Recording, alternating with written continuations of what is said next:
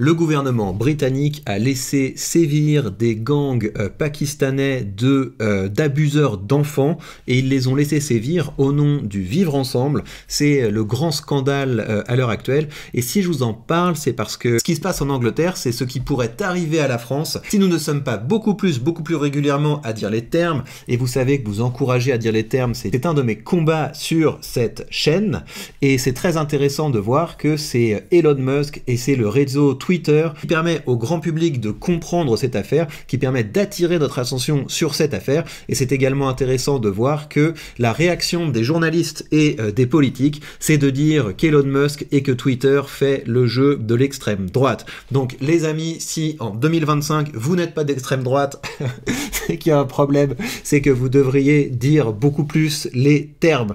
Allez, on va se plonger dans cette histoire, on va commencer par faire un résumé de ce qui se passe en partant de cet article du Télégraphe et ensuite on va se plonger dans différentes réactions, notamment les réactions des médias payés par nos impôts et des politiques payés par nos impôts qui essaient d'étouffer l'affaire en fait, encore une fois, au nom du vivre ensemble. Alors les enfants victimes de V se sont vu refuser la justice et la protection de l'État pour préserver l'image d'une société multiculturelle prospère. La décision du ministre de protéger Jess Phillips, bloquer une enquête publique sur les gangs de grooming d'Oldham semble presque inexplicable. Donc c'est ce qui s'est passé, c'est que vous avez la gauche anglaise qui a refusé qu'on mène une enquête sur comment ça a été possible que les responsables couvrent autant l'affaire, et la gauche a bloqué cette enquête.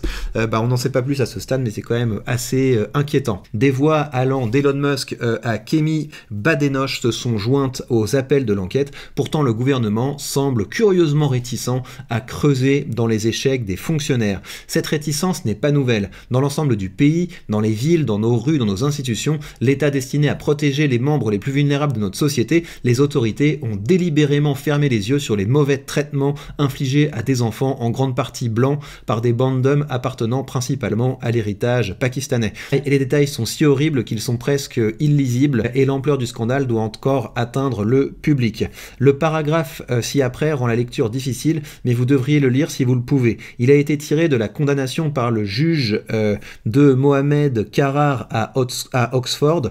Il a préparé sa victime pour un... C'est ça que ça veut dire en fait le toilettage, c'est-à-dire qu'il prépare les enfants pour des V collectifs. Il y a 4 hommes à l'intérieur, une boule rouge dans la bouche pour la garder tranquille. Son histoire est horrible, elle est loin d'être unique. Prenez Anna à Bradford à l'âge de 14 ans. Lorsqu'elle a marié son agresseur dans un mariage islamique traditionnel, son assistante sociale a assisté à la cérémonie. C'est ça le problème aussi, c'est qu'assistante sociale, c'est des gens qui sont payés par nos impôts, mais c'est des gens qui sont là finalement pour accompagner et faciliter la vie de ceux qui pourrissent la nôtre. À Telford, Lucie est morte à 16 ans aux côtés de sa mère et de sa sœur parce que son agresseur a mis le feu à son domicile. Elle avait donné naissance à l'enfant d'Azhar Ali Mahmoud alors qu'elle n'avait que 14 ans et qu'elle était enceinte lorsqu'elle a été tuée. Enfin ouais, c'est vraiment des choses qui sont... Et tu vois que c'est des pauvres gens, quoi, des pauvres blancs qui doivent être dans des quartiers qui sont qui ont changé beaucoup trop vite pour eux, qui n'ont pas pu partir et qui se retrouvent maintenant embarqués dans ce genre d'histoire immonde, et personne n'est là pour les protéger. Enfin c'est vraiment d'une grande tristesse. Sa mort a été par la suite utilisée pour menacer d'autres enfants. L'enquête de Telford a révélé des menaces particulièrement brutales lorsqu'une victime âgée de 12 ans a dit à sa mère qu'elle allait appeler la police. Environ 6 ou 7 hommes asiatiques sont venus chez moi. Donc asiatique, ça veut dire pakistanais, on dit asiatique, mais vous voyez bien de qui on parle. Ils ont menacé ma mère en disant qu'ils vont me frapper, qu'ils vont mettre de l'essence sur ma maison si nous n'abandonnons pas les poursuites. Pourtant, le schéma s'est répété et les autorités ont regardé ailleurs. Lorsqu'un examen indépendant a été finalement publié en 2022, il a été constaté que les policiers avaient décrit des parties de la ville comme une zone interdite. Donc on a également ça en France, bien sûr, tandis que les témoins ont exposé de multiples allégations de corruption policière et de favoritisme à l'égard de la communauté pakistanaise. Oui, parce qu'en fait, les policiers, souvent dans ces zones-là, ils essaient de maintenir la paix sociale et il y a de la corruption, c'est ça qui est vraiment très grave. Quelle que soit la raison, l'enquête a révélé qu'il y avait une nervosité à l'égard de la race, à la limite une réticence à enquêter sur des crimes commis par ce qui est décrit comme une communauté asiatique, et ça se fait pas en fait pour les asiatiques d'appeler les pakistanais asiatiques, Des préoccupations similaires s'inquiétaient au sein du Conseil, où les inquiétudes suscitées par la corruption de racistes ont vu les agents de protection éveiller des préoccupations simplement parce que les auteurs étaient pakistanais. On a estimé que certains suspects n'avaient pas fait l'objet d'une enquête parce qu'elle aurait été politiquement incorrecte. Ouais, c'est complètement fou et c'est pour ça qu'après on va passer aux réactions que ça suscite en France, parce que les insoumis notamment, donc les gens payés par vos impôts, ou des gens comme Sandrine Rousseau, même le PS, font tout en fait pour que ce genre d'histoire ne sorte pas. Et pour que ce genre d'histoire ne sorte pas, on accuse de racisme, d'extrême droite les gens qui disent les termes. On essaie également d'empoisonner le puits en disant que Twitter c'est vraiment une zone de trolls d'extrême droite, alors que si on n'avait pas Twitter, eh bien les médias payés par nos impôts s'en donneraient à cœur joie pour pouvoir masquer les affaires. Par exemple, je vous donne juste un exemple de ça, hein. Si vous regardez ce que dit la BBC c'est plutôt Musk n'est pas suffisamment bien informé. Évidemment qu'il n'est pas suffisamment bien informé. Ce qui se passe, c'est que là on a des émotions populaires qui commencent à émerger, on a des témoignages qui commencent à émerger, donc évidemment qu'on a une image un petit peu brouillon de ce qui s'est passé, mais notre image est d'autant plus brouillonne que les autorités ont essayé de masquer l'affaire. Et donc pendant que cette affaire est en train d'émerger, cette affaire épouvantable est en train d'émerger, et on a les médias publics qui essaient de masquer les choses et de dire finalement le problème c'est l'extrême droite, le problème c'est Elon Musk, le problème c'est Twitter, et donc on a exactement les mêmes logiques en France. Ici c'est complètement fou ce qu'ils nous racontent, c'est que on a des chauffeurs de taxi qui offraient des trajets pour les enfants contre des rapports, contre des abus et ça n'a pas été rapporté par crainte d'accusation de racisme. Enfin, c'est complètement fou. Et surtout il y avait une préoccupation pour les relations communautaires. Le personnel des équipes supérieures était terrifié par le fait que la maltraitance des enfants avait le risque de déclencher une émeute raciale. Il en est résulté une stase, donc c'est-à-dire je pense une omerta, bien que les responsables aient reconnu dans au moins un cas un abus commis par des hommes d'origine pakistanaise qui avait duré des années et des années. Le déni de l'ampleur du problème est profondément enraciné dans le système britannique. Parfois, il semble que l'approche du gouvernement en matière de multiculturalisme ne soit pas de faire respecter la loi, mais de minimiser le risque de troubles entre les communautés confrontées à des bandes d'hommes à prédominance pakistanaise, ciblant principalement des enfants blancs. L'État sait exactement quoi faire. Pour le bien des relations communautaires, il a dû enterrer l'histoire. À Rotherham, un haut responsable de la police a déclaré à un père en détresse que la ville éclaterait si les abus routiniers infligés aux enfants blancs par des hommes du patrimoine pakistanais devenaient connus du public. Dans la même ville, un officier de police de haut rang aurait déclaré que les abus étaient en cours depuis 30 ans, ajoutant en tant que Pakistanais, arrêtez de dire asiatique, nous ne pouvons pas nous permettre que cela sorte. Les blancs britanniques sont effrayés des allégations de racisme. D'autres préoccupations peuvent avoir encore été plus sinistres. En 2016, il a été rapporté qu'une victime à Rotherham avait affirmé qu'elle avait été vée par un conseil municipal. Génial. En conséquence de cette combinaison de facteurs, le conseil s'est efforcé de couvrir l'information et de réduire au silence les dénonciateurs. Comme l'a dit les témoins, si vous voulez garder votre emploi, gardez la tête baissée et votre bouche fermée. Et ça, c'est encore une fois l'argent public, ça fait ça. Hein. L'argent public, ça fait que vous avez des gens qui n'ont pas de compétences en dehors de l'État, et ces gens savent que sans l'État, ils ne peuvent rien faire. C'est une des autres dérives de nos systèmes communistes.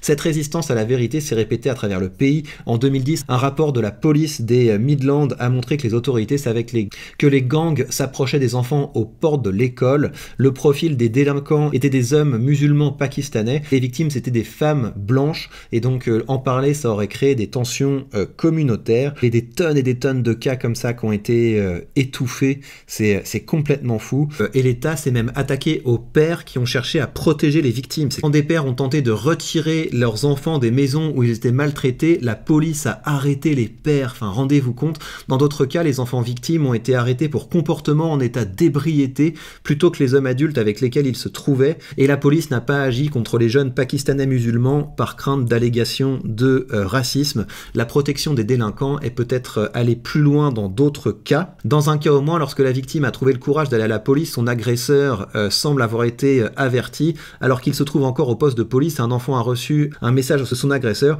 l'informant qu'il avait sa sœur de 11 ans. Il a été menacé, on lui menace de faire du mal à sa sœur. Enfin, c'est vraiment complètement fou cette histoire. C'est tout à fait sordide cette histoire. Et vous voyez, là, on peut en parler parce que c'est une histoire qui arrive en Angleterre. Demandez-vous tout ce qui est masqué en France au nom de l'antiracisme. Ça fait vraiment très peur. Là, vous avez à la House of Lords un des lords qui avait dit les termes. Ça avait fait un gros scandale à l'époque. Would accept that if we extrapolate nationally the Jay report on Rotherham, and other reports on Telford and Oxford. Donc là, il dit, si on extrapole à partir de tous les rapports qui nous sont arrivés jusqu'alors et qu'on étend aux autres grandes villes qui ont ces mêmes problèmes sociologiques et ethniques. Upwards of 250,000 young white girls raped in this century, very largely by Muslim men.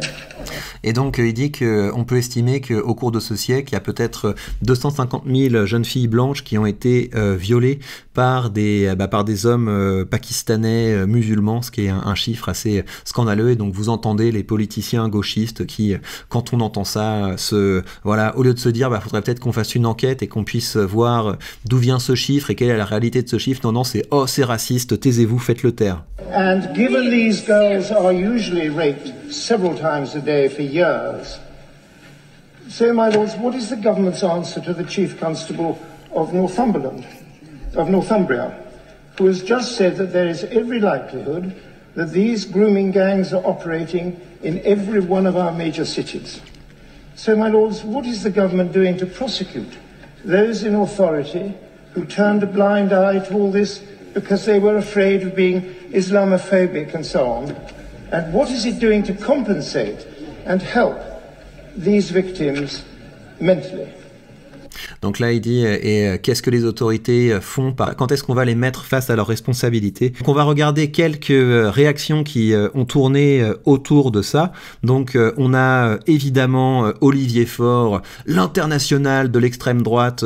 Elon Musk soutient un activiste d'extrême droite et cible le gouvernement travailliste. Elon Musk a retweeté les prises de parole de politiciens en Angleterre qui font émerger cette sinistre affaire. Là, vous avez un journaliste du Times qui explique comment il a été très angoissé en tant qu'homme de gauche quand il a été confronté à la réalité. Andrew Norfolk is now the chief investigative reporter for the Times. When he first heard about this story, his liberal angst kicked in immediately. Donc quand il a la première fois été confronté à cette histoire, sa sensibilité d'homme de gauche s'est enflammée, il a eu très peur. My reaction was, how on earth do you cover this story? Because it's the dream story for the far right. Comment est-ce que je pourrais couvrir cette histoire? Parce que cette histoire, en fait, c'est du petit lait pour l'extrême droite. I as a journalist, wrote a single story, and moved on and hoped it wasn't true. Voilà, donc il a écrit un petit papier et puis il est passé à autre chose en se disant j'espère que c'est pas vrai cette histoire. More shame on me, because as the years passed, I then began to see, as stories came in from across the North and the Midlands, little by little, drip drip, court cases with 2 or 3 or 4 men up for sex offences against children, and that very same pattern kept repeating itself, and I couldn't help noticing that invariably the men, they were from the Pakistani community. Et après, il a été obligé de se rendre à l'évidence qu'à chaque fois que ce genre de cas émergeait petit à petit, il y avait toujours le même pattern qui se répétait, à savoir un Pakistanais qui avait attaqué et agressé des petites filles blanches. The vast majority of cases. Eventually, it got to such a point that in 2010, I said, to the newspaper, I think there's something really disturbing going on here, and nobody's recognised it, and you need to give me some time to look into it. We ran our first story about this hidden crime pattern in January 2011. And I'd steeled myself for the inevitable accusations that would come. Did you think people were saying, this bloke Norfolk, he's a bit of a racist? They were. I read articles, I read comments in various social media networks. It was quite strange and deeply unpleasant to get to the age of 45 and for the very first time in your life be accused of being racist. Et donc ça a été très difficile pour lui quand il a sorti sa première vraie enquête, parce que pour la première fois de sa vie, il a été traité de raciste. Vous avez également Nathalie Loiseau qui prend le parti de ceux qui essaient de couvrir l'affaire. Une ingérence flagrante de plus au passif d'Elon Musk. Croit-il s'être acheté le droit d'attaquer les systèmes démocratiques de pays étrangers après avoir acheté son poste dans l'administration Trump? Le monde va-t-il rester aussi passif naïf face à ce niveau de cynisme. Et puis dans cette affaire, on saluera la prise de position de Fergan Aziari, qui est un de nos excellents intellectuels libéraux. L'affaire des gangs pédo-pakistanais est désormais un sordide cas d'école sur la manière dont nous abdiquons toute analyse sociologique dès lors que celle-ci heurte le politiquement correct au mépris de la sécurité de tous. Voilà donc que les services britanniques étaient au fait de la surreprésentation des pédos d'origine pakistanaise dans des organisations visant en particulier les jeunes filles blanches, et ces services ont préféré jouer au pas de vague comme une impression de déjà-vu. Il a fallu ces affreux réseaux sociaux pour lever les tabous et mettre les responsables politiques et médiatiques devant leur défaillance. Sinistre paradoxe, nos sociétés qui dissertent volontiers sur le racisme systémique et la culture du V peinent toujours à envisager que ces vices puissent être décuplés dans un certain nombre de cultures arriérées. En l'occurrence, la forte présence de personnes d'origine pakistanaise parmi ces prédateurs n'a rien d'une coïncidence ni d'un fait anodin. Le Pakistan, pays musulman exposé à l'influence du déobandisme, l'une des pires sectes de l'islam sunnite, figure en bas de tous les classements relatifs aux droits des femmes et des filles. Il est aussi dans le top 7 des pays qui comptent le plus de mariages forcés de filles mineures. Autant dire que ce n'est pas le meilleur endroit pour envoyer ses gosses en colonie de vacances.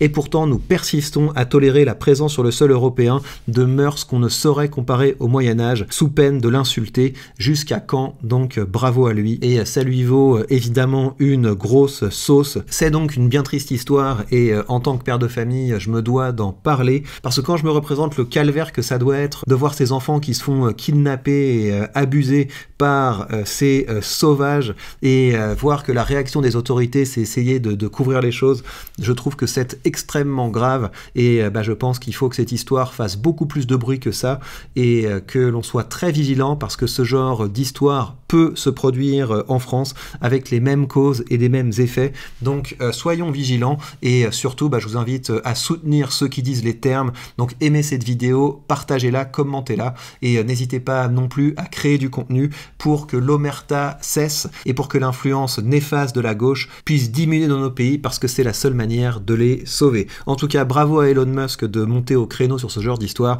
et vive la liberté d'expression.